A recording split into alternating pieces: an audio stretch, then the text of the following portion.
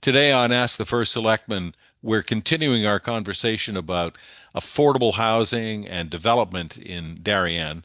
And we're joined not only by our First Selectman, John Zagrodzky, but by our State Representative, Tracy Marra. So welcome back to Ask the First Selectman to both of you. Thanks.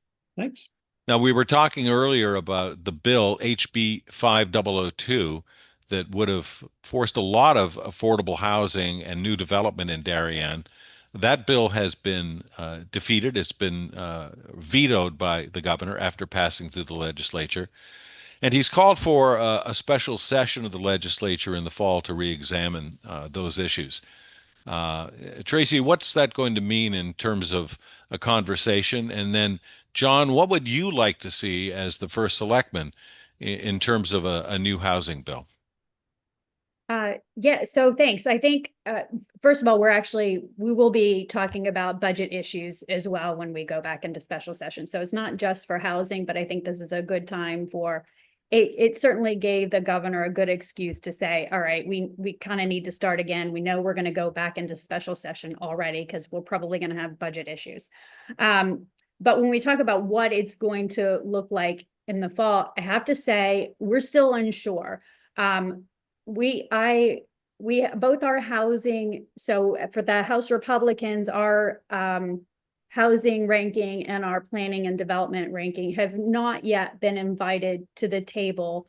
So we do feel strongly that there needs to be a bipartisan conversation about this, because when we have bipartisan conversations, we come to better bills. And we all know that. They know that. The governor's office knows that. And both Tony Scott and Joe Zullo have done a great job. They are productive in their conversations, and they understand that we do need more housing in the state. So I really hope, first of all, that we're actually able to be at the table to make a better bill come forward. And I do believe we're going to have a little bit more of a regional approach.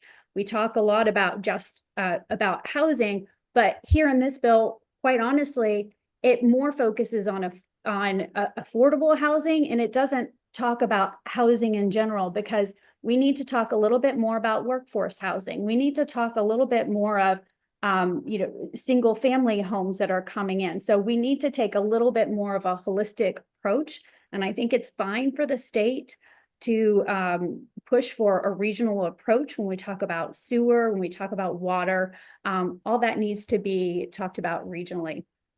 And John, the governor invited mayors and first selectmen to be involved in this discussion and reworking the bill. Have you actually heard from the governor? Have you received an invitation? Yeah, assuming that happens at some point, or you engage yourself in the conversation, what is it that you would be looking for in a new housing bill?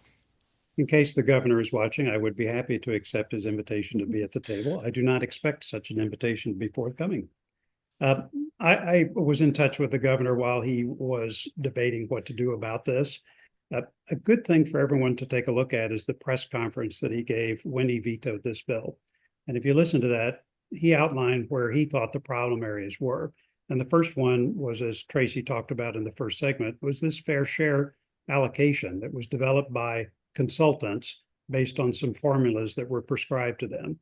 The governor said very clearly that that's the wrong approach. He would like this to be exactly what the bill was intended, which is to be driven by first selectmen and mayors across the state.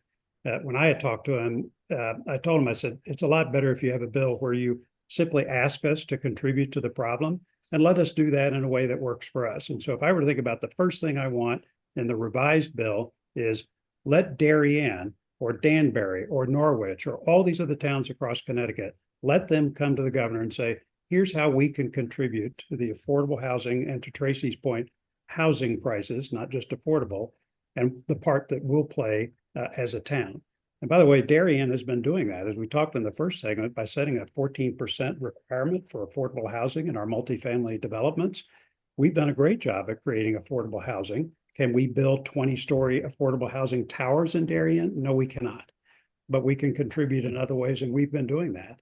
And I look forward to producing some videos that show exactly what we've been doing and why we're going to do our part. But as I told the governor, look, if you veto this, we are going to be first at the table to make sure we're doing our part in a way that works for Darien. And that's really my objective. I'd like to So, second that. I'm sorry, and go ahead, Stacey. I just would like to second that. It's really important to get John Zagrodzky, all the other first selectmen and mayors at the table, and they want this too. It makes good sense for town economics to build your grand list, to build your revenue base. This is smart for our towns to do. And some of them just get tripped up along the way because of the regulatory issues, or like we said, the regional issues. So I think many mayors and first selectmen really want this to happen. So my job here is to push to make sure that John Zagrodzky gets in at the table. State Representative Tracy Marra, First Selectman John Zagrodzky. I guess we'll all just have to stay tuned and monitor the conversations that are happening over the summer, and see what happens when the special session is called. So thank you both for being on the program today. You're welcome. Thanks. If you have a question for our first selectman or our state rep, send it along to us. Just send it to DarienTV79 at gmail.com.